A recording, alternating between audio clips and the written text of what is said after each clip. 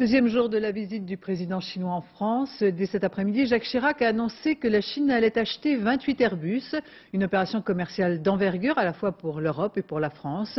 Le marché s'est sans doute scellé à la fin de ce repas gastronomique qui réunissait à Lyon les deux chefs d'État ainsi que leurs épouses.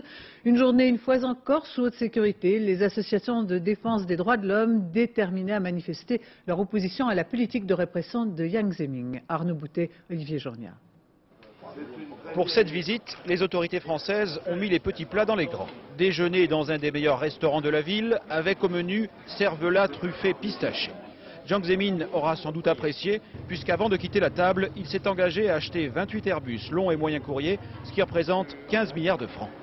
Jacques Chirac ne voulait pas en rester là. Après l'avion, pourquoi pas le TGV? Je lui ai expliqué tout l'intérêt que la Chine aurait à acheter le TGV français pour la ligne Pékin-Shanghai qui est prévue par les autorités chinoises.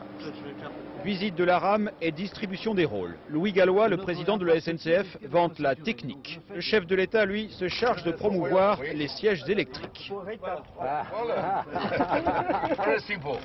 Et se permet d'insister une nouvelle fois. Jiang Zemin n'a pas donné sa réponse et il peut s'estimer satisfait de son voyage lyonnais. Jamais il n'a croisé les manifestants hostiles à sa venue, dont le dissident Wei Jingsheng. Cette invitation faite à Jiang Zemin contribue à soutenir la politique répressive du gouvernement chinois. Hier soir, pour ne pas vexer Jiang Zemin lors de son arrivée, les sirènes de police couvraient tous les appels à plus de démocratie en Chine populaire. C'est enfin une journée